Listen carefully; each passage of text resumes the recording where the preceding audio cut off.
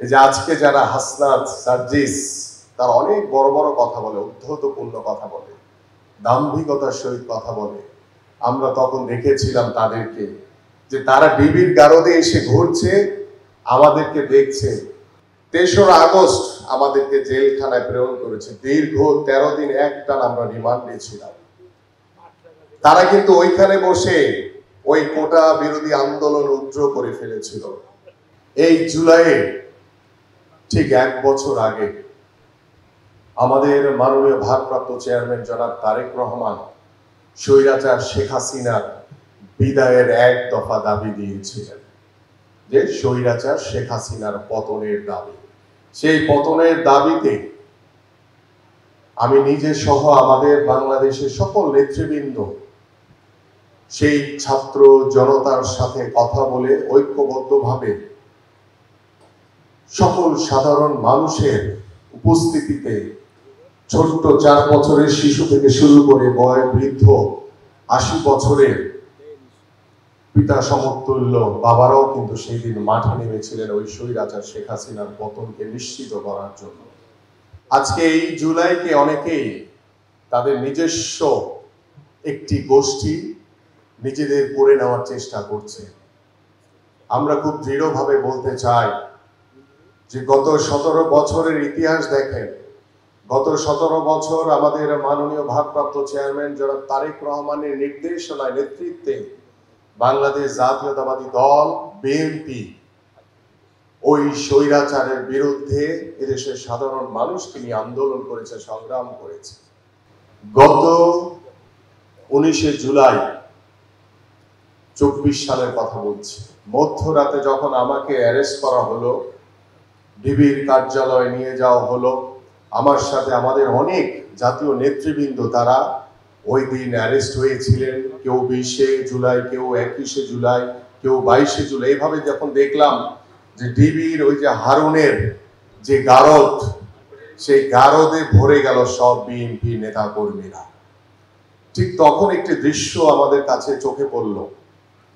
এই যে আজকে যারা হাসনাত সার্জিস তারা অনেক বড় বড় কথা বলে, উদ্ধতপূর্ণ কথা বলে, দাম্ভিকতার সহিত কথা বলে, আমরা তখন দেখেছিলাম তাদেরকে যে তারা ডিবির গারদে এসে ঘুরছে, আমাদেরকে দেখছে আর বলছে, মানে দেখে বলছে মনে হচ্ছে যে আমরা চিড়িয়াখানার ভিতরে জীবজন্তু, আর ওরা ঘুরে বেড়াচ্ছে, দেখছে যে আমাদের বিএনপি নেতাদের কি অবস্থা।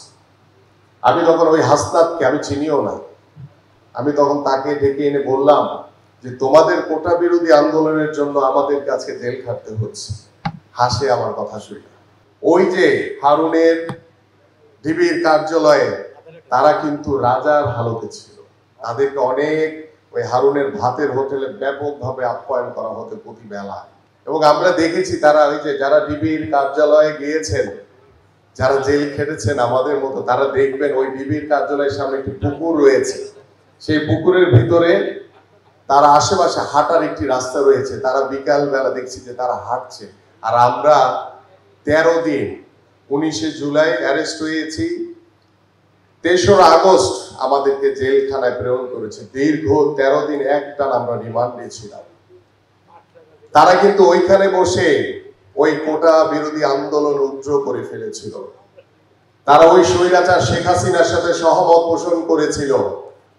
আজকে যখন ৫ই আগস্ট স্বৈরাচার মুক্ত শেখ হাসিনা আমরা একটি বাংলাদেশ পেয়েছি, যখন তারা ওই কোটা বিরোধী আন্দোলনের স্বৈরাচার শেখ হাসিনার সাথে সহমত পোষণ করে তারা তাদের কোটা বিরোধী আন্দোলন তুলে ফেলেছিল, ঠিক তখনই আমাদের বাংলাদেশের বেসরকারি বিশ্ববিদ্যালয় সহ ছাত্র জনতা তাদের ওই ডাকে সাড়া দেয়নি।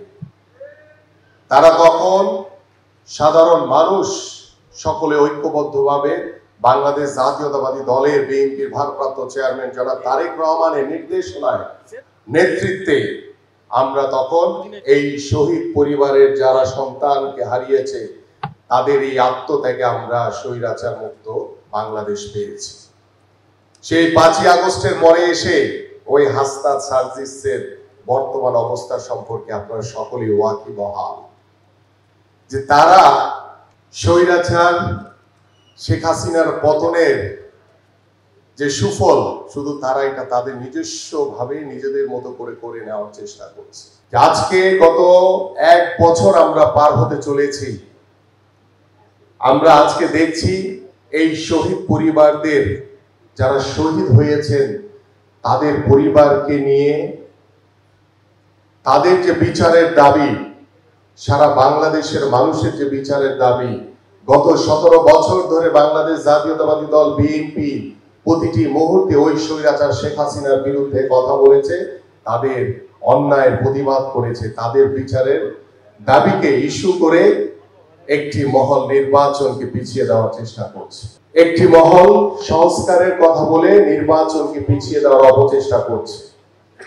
আমাদের এই সংস্কারের কথা 13 জুলাই 2023 সালে আমাদের মাননীয় ভারপ্রাপ্ত চেয়ারম্যান জনাব তারেক রহমান 31 দফার দাবি উত্থাপন করেছিলেন।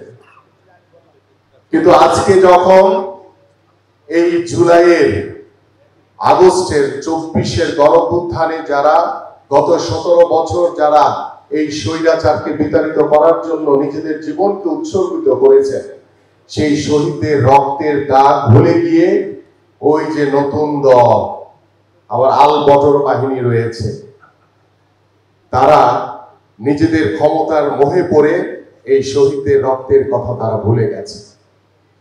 আমরা গত 17 বছর আন্দোলন করেছি অগ্রাধিকার ভিত্তিতে একটি অবাধ সুষ্ঠু নির্বাচনের জন্য। আমরা অন্তর্বর্তীকালীন সরকারকে সহযোগিতা করছি যে আপনারা দ্রুত সময়ের ভিতরে একটি নির্বাচন দিয়ে আমরা ওই সংস্কারগুলোকে পরিপূর্ণভাবে বাস্তবায়ন করতে চাই, যা আমাদের মাননীয় ভারপ্রাপ্ত চেয়ারম্যান 2023 সালের 13 জুলাই প্রকাশ করেছে। আমরা এই পরিবারগুলোকে অনেকেই আমরা দেখেছি ওই নতুন দল, ওই আল বদর বাহিনী তারা তাদেরকে ব্যবহার করার চেষ্টা করছে, কিন্তু আমাদের মাননীয় ভারপ্রাপ্ত চেয়ারম্যান জনাব তারেক রহমান এই পরিবারগুলোর পাশে 5ই আগস্টে বা গত জুলাই আগস্টে যারা শহীদ হয়েছেন সেই পরিবারগুলোর পাশে রয়েছেন, থাকবেন, ভবিষ্যতেও থাকবেন। আগামী ডিসেম্বর কিংবা ফেব্রুয়ারির ভিতরে যে নির্বাচন হবে, যে অবাধ সুষ্ঠু নির্বাচন হবে, সেই নির্বাচনে যদি বাংলাদেশ জাতীয়তাবাদী দল বিএনপি এদেশের জনগণের ভোটে নির্বাচিত হয়, আপনাদের প্রত্যেকটি সন্তানের যে আত্মত্যাগ, আপনাদেরকে রাষ্ট্রীয় মর্যাদায় রাষ্ট্রীয় খেতাব প্রদান করা হবে ইনশাআল্লাহ।